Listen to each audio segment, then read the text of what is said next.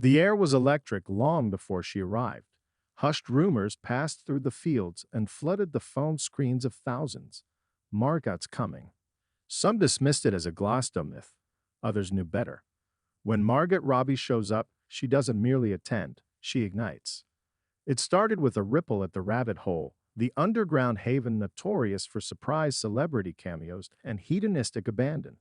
But today, the heartbeat of the festival wasn't down below. It was pulsating at the sun-drenched pool deck behind a members-only area where word had spread that a secret gin-fueled bash was about to erupt. And erupt it did, with Margot in the center of it all, holding a vintage Mick in one hand and a goblet of iced gin fizz in the other. Wearing a lime green two-piece set that screamed retro glam and rockstar rebellion, she strutted into the party like she owned the place. And by the time she left, it felt like she did.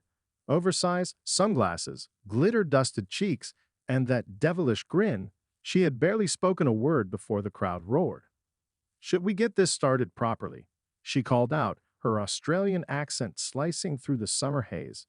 The cheers were deafening. She didn't wait for an answer. With the flick of her wrist, she toasted the crowd and downed her drink, prompting 1,000 others to do the same. The DJ, reading the moment like scripture, dropped a disco remix of Staying Alive, and Margot danced like no one was watching, though everyone very much was.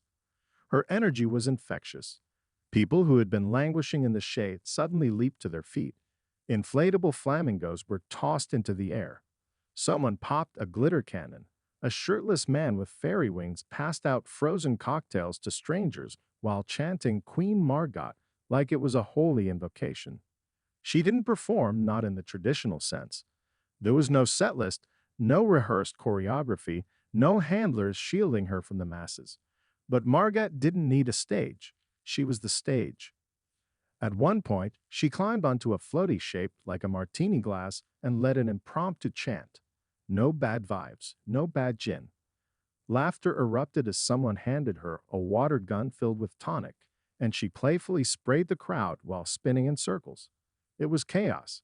Beautiful, sun-drenched, sweaty chaos. A film crew nearby caught some of it, though it's unclear whether they were official or just overly committed fans.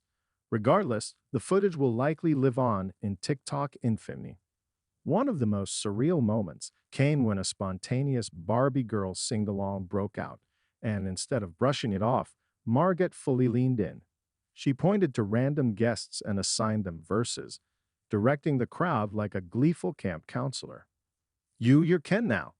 Own it," she joked to a guy in metallic pink Speedos who rose to the occasion like his life depended on it.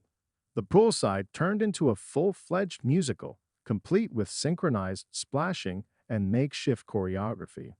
There were no formal barriers, no velvet ropes, no VIP sanctuaries separating her from the rest. That was part of the magic. She mingled freely, dancing with strangers, complimenting outlandish outfits, and laughing so hard at one point she had to sit down. "It's the gin," she said, fanning herself with a glittery festival brochure.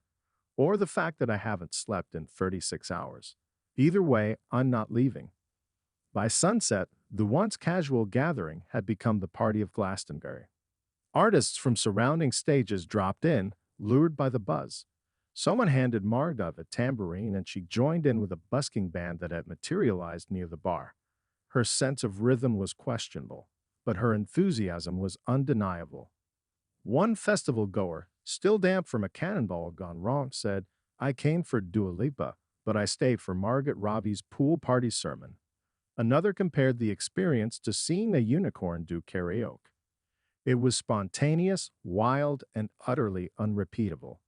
Eventually, as the sky turned to cotton candy and the music softened, Margot took a seat on the pool's edge, her feet dangling in the water. The crowd began to thin. People hugged goodbye like they'd just survived something sacred. She sipped one last drink and turned to a woman beside her. "Best Glasgow moment?" the woman asked. Margot tilted her head thoughtfully. "It's got to be this," she said. "When life feels like a dream and you don't want to wake up." Then, with a wink and one final splash, she disappeared into the glittering dusk. No red carpets, no press, No handlers. Just Margot Robbie, one wild pool party, and 1,000 stories no one will believe happened unless they were there.